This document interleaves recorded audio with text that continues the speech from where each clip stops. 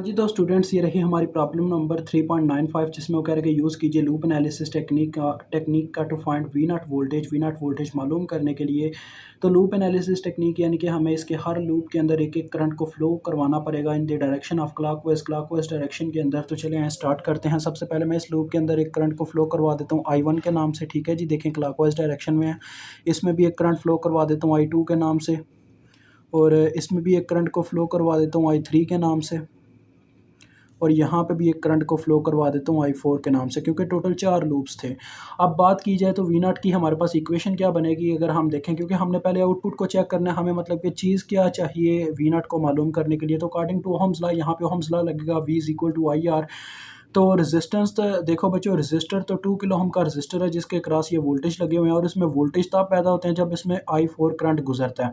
तो लिहाजा हमने क्या करना है, सबसे पहले नंबर पे तो रेजिस्टेंस लिख लेनी है, और बाद में करंट की बात करेंगे। तो करंट बाद में बात करने की रीज़न ये है क्योंकि हो सकता है इसके साथ नेगेटिव टर्मिनल आ जाए, क्योंकि करंट जिस टर्मिनल में एंटर करती है अपनी डायरेक्शन के अकॉर्डिंग साइन हमेशा वो उसके साथ लगता है। अब I4 अपनी डायरेक्शन के अकॉर्डिंग इसके पॉजिटिव टर्मिनल में एंटर करके आ रही है, तो लिहाजा दैट्स वाई यहाँ पे हम इसको पुट कर देंगे पॉजिटिव में, ठीक है जी। अदरवाइज मैं -I4 पुट करता अगर ये नेगेटिव टर्मिनल में एंटर करती है। अब ये हमारे पास इक्वेशन है जो कि ये चीज़ जाहिर कर रही है कि I4 को मालूम करना होगा हमें V नॉट के लिए। तो सबसे पहले नंबर पे देखें, मैंने आपको ये चीज़ भी बताई हुई है कि जब किसी लूप के अंदर कोई करंट सोर्स लगा हो एक साइड पे, ठीक है जी, 2 लूप्स के सेंटर में आ जाए तो फिर तो सुपर लूप या सुपर मैश की कंडीशन होती है। अदरवाइज अगर एक साइड पे लगा हुआ है तो आपको क्या होगा, उस लूप के अंदर जो करंट है, लूप की करंट, उसकी वैल्यू मिल जाएगी। अब यहाँ पे हमें I2 की वैल्यू मिल पा रही है, मैं आपको बताता हूँ कैसे। देखें, I2 के लूप के अंदर ये करंट सोर्स लगा हुआ है जो एक साइड पे है। आपने देखनी है इनकी डायरेक्शंस। तो I2 को मैं इसके करीब ऐसे फ्लो करके देखता हूँ, तो देखें I2 यहाँ पे आके ऐसे ऊपर की तरफ मूव कर रही होती है। तो ऊपर की तरफ मूव कर रही है और वो भी ऊपर की तरफ मूव कर रही है 6 मिली एम्पेयर की करंट। तो इनकी सेम डायरेक्शन है, तो क्वांटिटी भी सेम है। न्यूटन के अकॉर्डिंग ये दोनों एक्शन है, दैट्स वाई इन दोनों की वैल्यू सेम है। तो I2 6 मिली एम्पेयर के बराबर है। ये असल कंसेप्ट है यहाँ पे। I2 की वैल्यू आपको मिल गई है, ठीक है जी। अब मैं आपको एक और चीज़ बताना चाहता हूँ। यहाँ पे आपको बच्चों I3 के लूप के ऊपर KVL लगाने की कोई ज़रूरत नहीं, I3 को मालूम करने की ज़रूरत ही नहीं है। उसकी रीज़न ये है कि I4 और I3 के लूप के सेंटर में असल में यहाँ पे आ रहा है एक वोल्टेज सोर्स, जिसकी वजह से इन दोनों की इक्वेशन में यानी कि आपस में कोई टकरार नहीं होगी। इसकी इक्वेशन में I3 नहीं आएगा और इसकी इक्वेशन में I4 नहीं आएगा। और अगर इसकी बात करूँ तो अगर I2 की ऊपर KVL लगता, अगर I2 के ऊपर KVL लगता तब जाके यहाँ पे I3 आता, लेकिन क्या है जी, KVL लग ही नहीं सकता। उसकी इक्वेशन, उसकी मतलब वैल्यू हमें ऑलरेडी मिल चुकी है। तो सिर्फ I1 और I4 पे KVL लगना है, सिंपल सी बात है। इन दोनों पे आप KVL लगाओगे, आपको I1 और I4 दोनों की वैल्यू मिल जाएगी और आप I4 की मदद से V नॉट मालूम कर पाओगे। बस इतना मैंने आपको एक्सप्लेन करना था। अब मैं I1 के ऊपर KVL लगाने लगा हूँ। आपने लिखना है यहाँ पे अप्लाई KVL एट लूप 1, ठीक है जी। तो लूप 1 ये है हमारा, हम यहाँ से चलना स्टार्ट करते हैं। आपने ये लिख लेना अप्लाई KVL एट लूप 1। यहाँ से हमने चलना स्टार्ट किया, यानी कि KVL लगा रहा है, तो यानी हमने हर एक चीज़ के वोल्टेज लिखने हैं जो जो इसके रास्ते में आएगा। हमने यहाँ से चलना स्टार्ट किया, करंट सबसे पहले इसके नेगेटिव टर्मिनल में एंटर हुई, तो ये आगे -6 वोल्ट, ठीक है जी। मज़ीद आगे बढ़े तो ये वाला रजिस्टर आया जिसमें से I1 भी गुजरिया, I2 भी गुजरिया, तब जाके इसमें वोल्टेज प्रोड्यूस हो रहे हैं। तो लिहाजा क्या करेंगे जी, हम डायरेक्शन चेक करेंगे। I1 देखें जा रही है राइट साइड को अपने लूप के अकॉर्डिंग, और I2 को अगर फ्लो करके देखा जाए इस रजिस्टर में से तो वो जाती है लेफ्ट साइड को, जिससे ये चीज़ जाहिर होती है कि इन दोनों की डायरेक्शन अपोजिट है।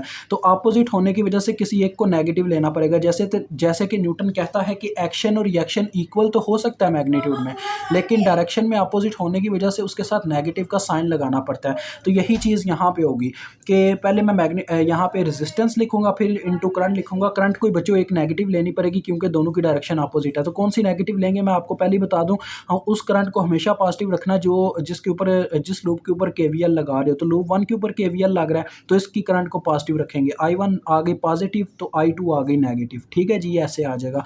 मजीद आगे बढ़ते हैं तो ये वाला 1 किलो ओम का रजिस्टर आता है, इसमें से भी 2 करंट पास कर रही हैं। एक I1 है जो कि नीचे की तरफ जाती है, एक I4 है जो कि ऊपर की तरफ जाती है, तब जाके इसके अंदर वोल्टेज प्रोड्यूस होते हैं। अब ये ऊपर ये जा रही है नीचे की तरफ I1 और वो जा रही है ऊपर की तरफ, तो दोनों की डायरेक्शन फिर से अपोजिट हो गई। तो लिहाजा क्या होगा, वही कंसेप्ट लगेगा 1K इंटू हम I1 को पॉजिटिव रखेंगे और I4 को नेगेटिव रखेंगे, और विच इज़ इक्वल टू 0 आ जाएगा क्योंकि इक्वेशन मुकम्मल हो गया। हम वहीं पे वापस आ गए जहाँ से चलना स्टार्ट किया था। अब इसकी इक्वेशन को ज़रा सेट कीजिए। 1K I1 plus 1K I1 ये हो गया 2K I1, उसके बाद I2 की बात करूँ तो उसकी बाद में बात करते हैं, क्योंकि I2 की वैल्यू आपको पता है उसने वेरिएबल के साथ ही कुछ करना है, सॉरी कांस्टेंट के साथ ही कुछ करना है। तो 1 के I4 बन रहा है ना, ये देखें -1 के I4। अब I2 की बात करते हैं। ये देखें ये -6 है और ये हमें देगा -1 के I2, -1 के I2। ये एक स्टेप मैं छोड़ रहा हूँ बच्चों, क्योंकि वो आप कर सकते हैं।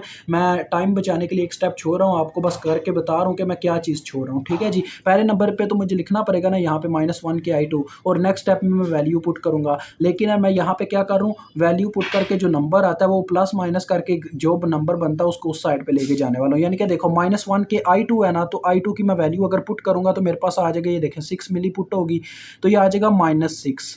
ठीक है जी, किलो मिली कैंसिल हो जाएंगे। -6 यहाँ पे होगा, वो वाला -6 -6 -6 -12 बन जाएगा। -12 दूसरी जानिब जाके +12 हो जाएगा और ये आपकी इक्वेशन नंबर 1 आ जाएगी। यानी मैंने क्या लें, तकरीबन 2 स्टेप छोड़े हैं जो आपने करने हैं। मैंने बस टाइम बचाने के लिए ऐसा किया है। अब हम लूप 4 के ऊपर केवीएल लगाएँगे। आपने लिखना है अप्लाई केवीएल एट लूप 4। तो हम यहाँ से चलना स्टार्ट करते हैं। सबसे पहले नंबर पे ये I4 देखें और 1 किलो ओम के इस रजिस्टर में से करंट गुजर रही है, जिसमें से 2 करंट पास कर रही हैं। अब फिर से वही बात है, I4 जो है वो ऊपर की तरफ जा रही है, जबकि I1 जो है वो नीचे की तरफ जाती है इसमें से। तो दोनों की डायरेक्शन फिर से अपोजिट हो गई, लेकिन हम किसको पॉजिटिव लेंगे, I4 को, बिकॉज़ हमने उस करंट को पॉजिटिव लेना जिस लूप के ऊपर केवीएल लग रहा है। तो I4 माइनस I1 आ गया आपके पास। मज़ीद आगे बढ़ते हैं तो करंट इसके नेगेटिव टर्मिनल में एंटर कर जाती है, तो ये आगे -12। उसके बाद ये 2 किलो ओम के रजिस्टर में से I4 पास करती है, तो लिहाजा 2 के I4 आ गए इसके वोल्टेज, क्योंकि यहाँ पे सिर्फ एक करंट पास करी है, तो ओहम्स लॉ लग गया डायरेक्ट ही और इज़ इक्वल टू 0 आ गया, क्योंकि चक्कर मुकम्मल हो गया। और नेक्स्ट जब हम आगे बढ़ते हैं तो अब हमने इनकी तरतीब सीधी करनी है। सबसे पहले नंबर पे आ गया -1 के I1, यानी कि एक ही वेरिएबल है ना I1 का। उसके बाद अगर I4 के इकट्ठे करूँ तो 3 के I4 बन रहा है आपके सामने है। और ये जो 12 है दूसरी जानिब जाके +12 हो जाएगा और ये आपकी इक्वेशन नंबर 2 आ जाएगी। अब हम इसको मैट्रिक्स फॉर्म में लिखेंगे और फिर कैलकुलेटर की मदद से इसको सॉल्व कर लेंगे। मैट्रिक्स फॉर्म में कैसे लिखते हैं, सबसे पहले इनके जो कांस्टेंट साथ वेरिएबल्स के लिखे होते हैं उनको हम लिख लेते हैं, ठीक है जी। 2 के है, फिर है -1 के, फिर है -1 के, फिर है 3 के। फिर इनके वेरिएबल्स को हम कॉलम वाइज लिखते हैं। सबसे पहले I1 वेरिएबल है, फिर I4 वेरिएबल है, फिर इज़ इक्वल टू वाले नंबर्स को लिखते होते हैं। तो यहाँ पे दोनों 12 ही हैं। तो अब मैं इसको कैलकुलेटर की मदद से सॉल्व कर लूँगा। जिन बच्चों को नहीं पता ये कैसे कैलकुलेटर पे सॉल्व होता है, वो आप जाके देख सकते हैं हमारी एग्जांपल 3.11 की वीडियो। वहाँ पे ये एक एक स्टेप एक्सप्लेन किया गया हुआ है कि कैसे इंसर्ट किया जाएगा कैलकुलेटर पे और कैसे वो मैट्रिक्स को सॉल्व करके आपको वेरिएबल्स की वैल्यू दे देगा। तो लें जी, मेरे पास आंसर आ गया। ये देखें, इस तरह से आपको कैलकुलेटर आंसर दे देता है। तो I1 की वैल्यू आई है 9.6 मिली एम्पेयर, ठीक है जी, 9.6 मिली एम्पेयर। जबकि I4 की वैल्यू आई है 7.2 मिली एम्पेयर। तो अब मैं अगर उसमें पुट करता हूँ V0 की उस इक्वेशन में, वो जो मेरे पास मौजूद है, तो देखें V0 के वोल्टेज कितने आ जाते हैं। V0 is equal to 2K times of I4 था, तो 2K इंटू I4 की वैल्यू जो कि 7.2 मिली है।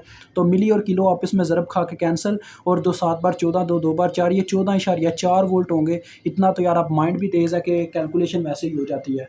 तो मुझे उम्मीद आपको समझ आ गई होगी। खुदा हाफिज़।